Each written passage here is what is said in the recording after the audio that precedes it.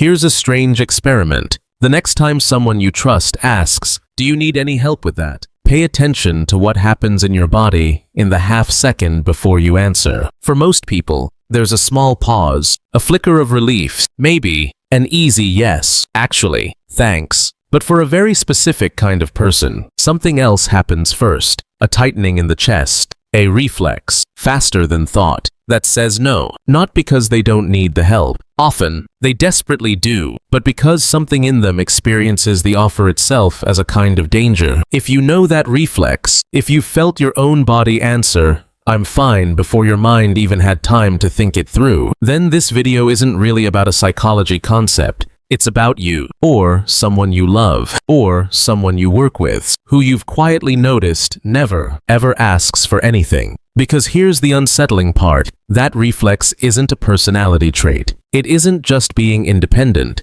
Psychologists have spent the last few decades tracing it back to something much more specific, a survival strategy built in childhood, so effective that it never got the memo that childhood ended. And by the time most people recognize it in themselves, it's already cost them relationships, health, and years of exhaustion they couldn't explain. Today we're going to take this apart piece by piece, where it comes from, why it's so hard to see in yourself while you're living inside it, what it quietly costs, and, toward the end, what actually helps, because this isn't one of those videos that names a wound and then leaves you alone with it. Psychologists call this pattern hyper-independence. Picture someone you know who fits this description. The friend who's always the one driving at 2 a.m. to help someone move, but who moved apartments themselves without telling anyone until it was done. The coworker who stays late fixing everyone else's mistakes, but somehow never has anyone checking in on theirs. The family member who shows up for every crisis with casseroles and solutions, and who, when their own life quietly falls apart, tells absolutely no one until it's already over. From the outside, this person looks like the healthiest one in the room. Steady, capable, the rock everyone leans on.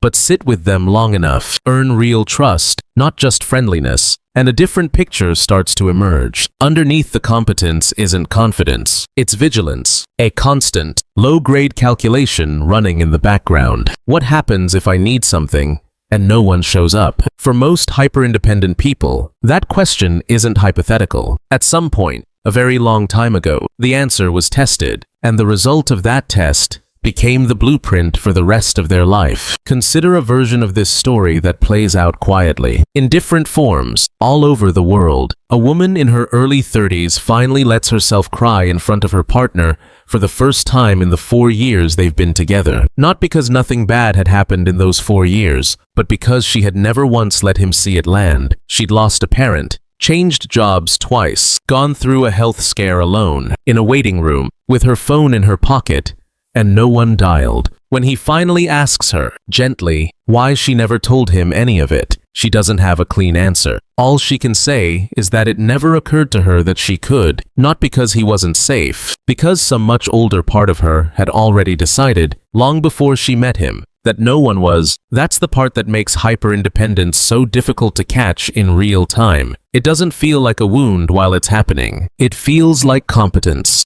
It feels like maturity. It feels, frankly, like exactly the kind of person everyone says they want to be. Before we go further, it's worth being precise, because this term gets thrown around loosely online, and loose definitions make it easy to misapply. Hyper-independence is not the same as healthy independence. Healthy independence means you're capable of handling your own life, and you can also ask for help without much internal drama when you need it. It's flexible, situational, it bends. Hyper-independence is rigid. It's not, I can handle this. It's, I must handle this, alone, no matter the cost. Because the alternative feels unsafe. It shows up even when help is freely offered, even when accepting it would clearly make life easier, even when the person consciously wants to say yes. The refusal isn't a decision. It's a reflex, wired below the level of conscious choice. And that distinction matters, because it points to where this actually comes from. You don't develop a reflex like that from a few bad experiences as an adult.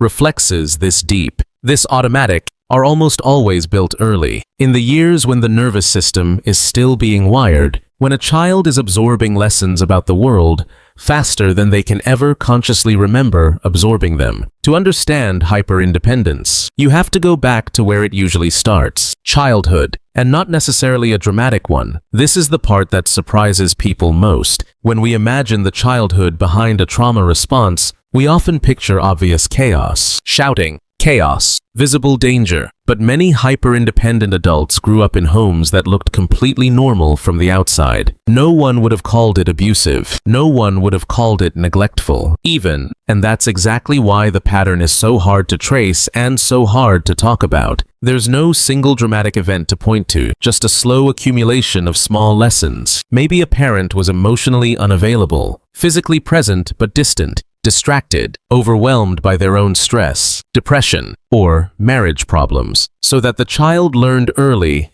that emotional needs were something to manage alone. Maybe a parent was inconsistent, warm one day, cold or irritable the next, so the child never knew which version of them they'd get, and learned it was safer to need nothing from either version. Maybe love and attention in that house were conditional, arriving only when the child achieved something, behaved perfectly, or caused no trouble, teaching the child that being needy, messy, or vulnerable came with a cost. Sometimes it's more specific than that. A sibling with a chronic illness or a disability who required most of the family's attention, leaving the other child to quietly raise themselves. A parent going through addiction, depression, or a divorce, who, often without meaning to, started leaning on the child for emotional support that should have gone to another adult. A household where money was tight enough that the oldest child effectively became a second parent to their younger siblings by the age of 10 or 11. Psychologists have a specific name for this last pattern: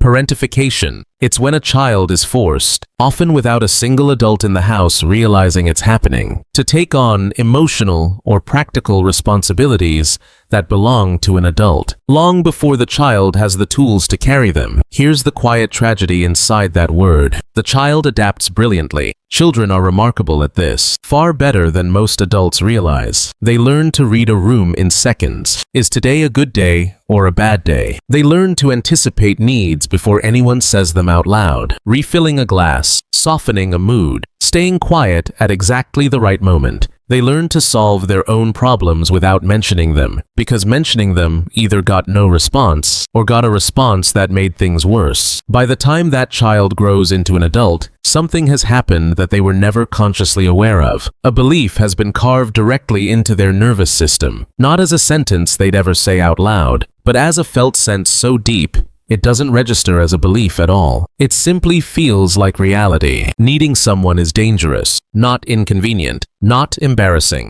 Dangerous, in the same category, to a developing brain, as a genuine physical threat. And once a mind files something under danger, it does something remarkable in response. It builds an entire personality, an entire operating system, designed to make sure that danger is never encountered again. This is where hyper-independence stops being an abstract idea and starts showing up in very specific, very recognizable behavior. It isn't laziness about asking for help, and it isn't stubbornness for its own sake. It's a full survival architecture, built brick by brick over years, and every single brick made complete sense at the time it was laid. The hyper-independent adult tends to become hyper-competent, because competence is the shield. If you're always the one with the answer, you never have to be the one exposed as needing one. They often become the friend everyone calls during a crisis, the calm one, the one who shows up with a plan. While almost never calling anyone during their own, they tend to be excellent at solving other people's problems, while quietly drowning in their own, because solving problems for others is safe territory. It keeps them useful, valuable, in control. Receiving help, on the other hand, puts them in a position they were trained to see as dangerous, visibly needing something, with no guarantee anyone will actually come through. At work, they often struggle to delegate, not because they doubt their team's ability, but because handing a task over means depending on someone else's follow-through, and somewhere underneath conscious thought, that still registers as risk. It's easier. Their nervous system insists to simply do it yourself, even at 11 p.m., even exhausted, than to hand over control and wait to see if the other person comes through. In relationships, they may avoid real closeness altogether, or they may have relationships that look close on the surface, but stay carefully guarded underneath, because closeness eventually demands vulnerability, and vulnerability is the exact thing their childhood taught them never to offer freely. Partners often describe loving a hyper-independent person as loving someone behind a slightly frosted window. You can see them, you can reach them, but there's always a thin, invisible layer you can't quite get through. And here, maybe, is the most painful and least talked about pattern of all. Many hyper-independent people don't feel relief when someone genuinely, warmly offers to help them. They feel a flash of something closer to panic. Their nervous system doesn't code the offer as safety. It codes it as exposure, as if being seen needing something makes them smaller, easier to hurt, easier to leave. So the response becomes automatic. A tight smile. I've got it. Even, especially, when they don't. Here's where the story becomes genuinely paradoxical, and it's the part almost nobody talks about, honestly. The very trait that made this person a survivor as a child is the exact trait that quietly sabotages them as an adult. Hyper-independence worked. It's important to actually sit with that. Rather than rushing past it to the healing part, it got a child through an unreliable home. It kept them safe, in a very real sense, when the people who were supposed to protect them couldn't or wouldn't. Seen this way, hyper-independence isn't a flaw at all. It's a triumph. It's proof of extraordinary adaptive intelligence in a small child who had almost no other tools available to them. But the environment that required that armor is gone. The armor, unfortunately, never got the memo. So now, as adults, hyper-independent people frequently find themselves in a strange and lonely contradiction. Lonely in rooms full of people who genuinely care about them, because no one has been let close enough to actually help carry anything. Exhausted from loads that no one else even knows exist, because the weight was never allowed to be visible. Burned out in careers where they've become indispensable, precisely because being indispensable feels safer than being vulnerable, even as it slowly consumes them. And, quietly, sometimes resentfully, wondering why the people who love them never offer more help, without ever fully realizing that they've spent years making it almost impossible for anyone to get close enough to offer it.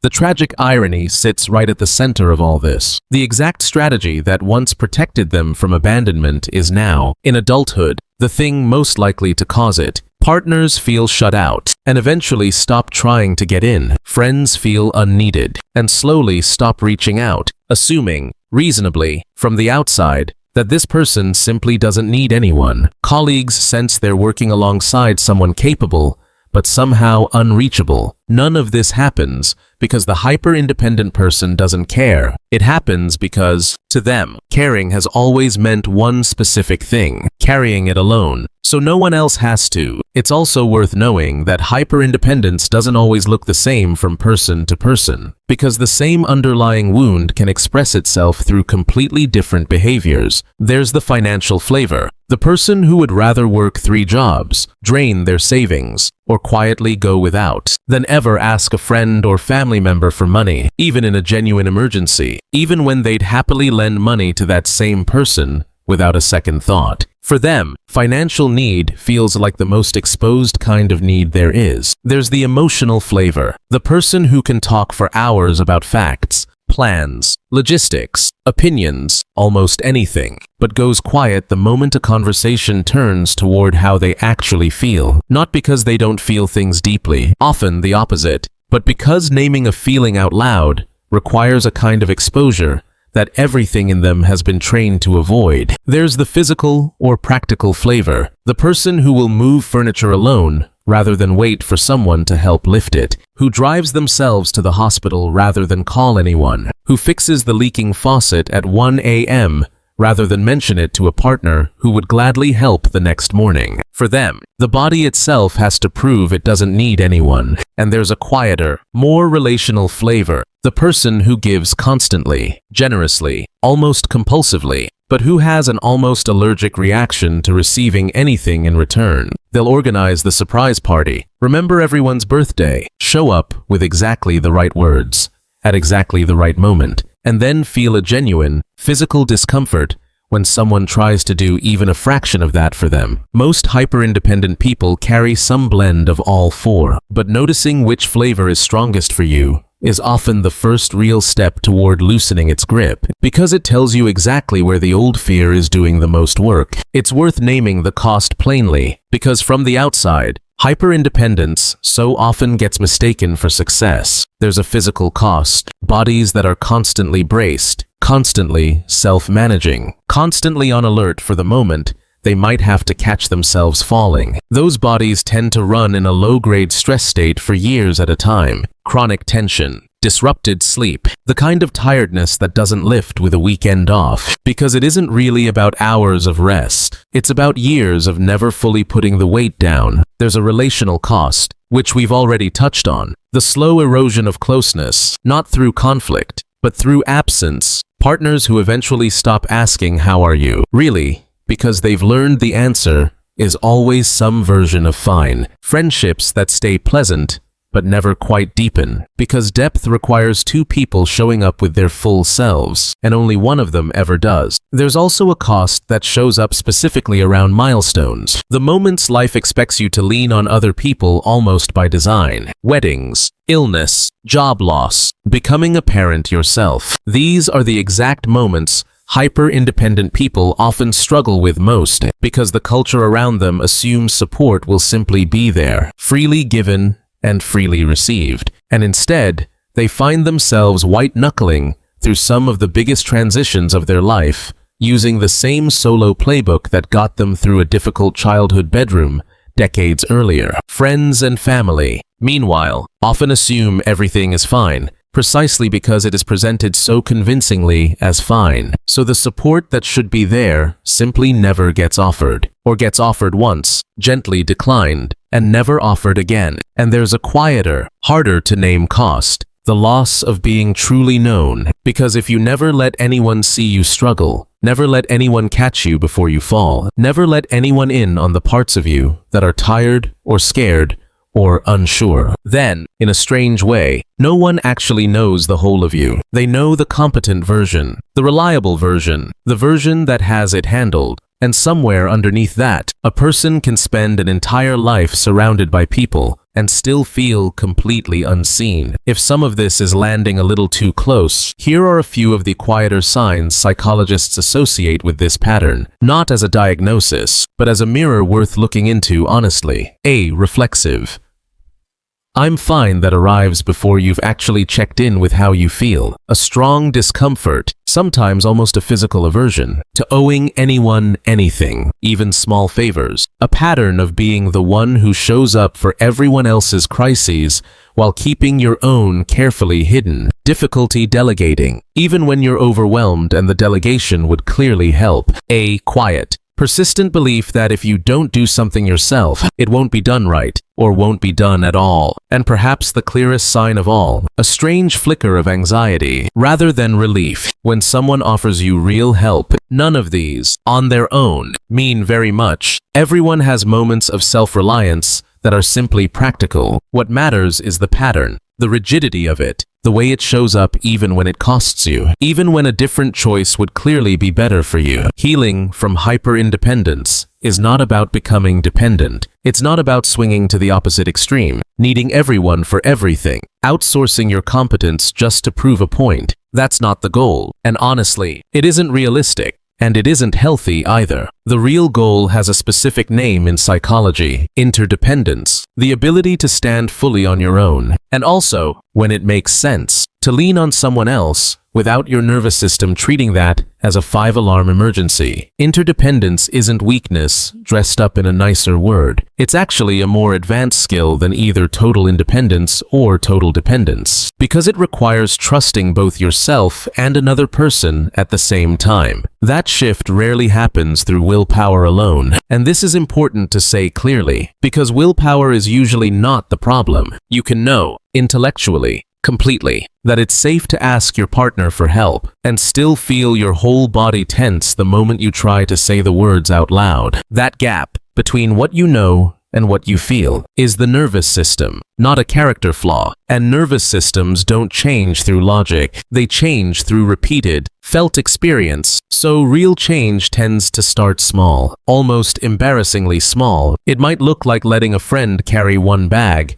instead of insisting on carrying all four yourself. Telling a partner today was actually hard instead of the automatic "I'm fine." Letting a colleague finish a task their way, resisting the urge to quietly redo it later. Sitting uncomfortably with a compliment or a favor or an offer of help, without immediately trying to even the score, without rushing to return the favor before the discomfort has time to pass. Each of these moments looks small from the outside, but to a nervous system built specifically to avoid needing anyone, each one is genuinely, quietly brave. It also helps to remember that this isn't a solo project, which is, admittedly, a strange thing to say to someone whose entire identity was built around doing things solo. But part of what makes this particular kind of healing so difficult is that it can't fully happen in isolation. The wound was relational, formed in the space between a child and the adults who were supposed to be reliable. So the repair, at least in part, has to be relational too. That might mean therapy, where the relationship itself becomes a safe place to practice being known. It might mean one trusted friend who's told, plainly, "I'm working on letting people in more.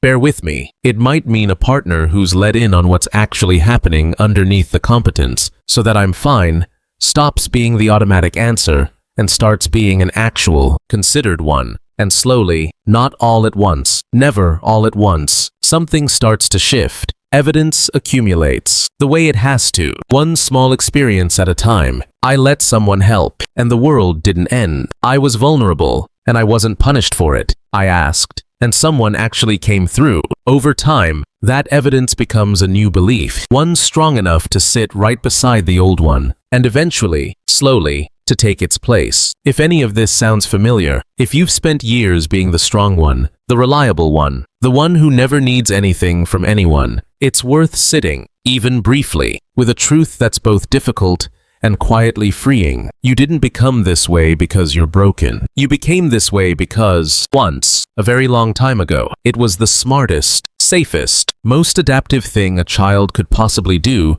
to survive an environment they didn't choose and couldn't control. But you're not that child anymore, and the people around you today may be nothing like the people who first taught you that needing them was dangerous. Strength was never really about carrying everything alone. Sometimes, the strongest thing a person can do, the bravest, most uncomfortable, most quietly radical thing, is to let someone else carry a little of it with them. If this made you think of someone, or of yourself, let us know in the comments. And if you want to keep understanding the psychology behind why we become who we become, subscribe. There's more of this ahead.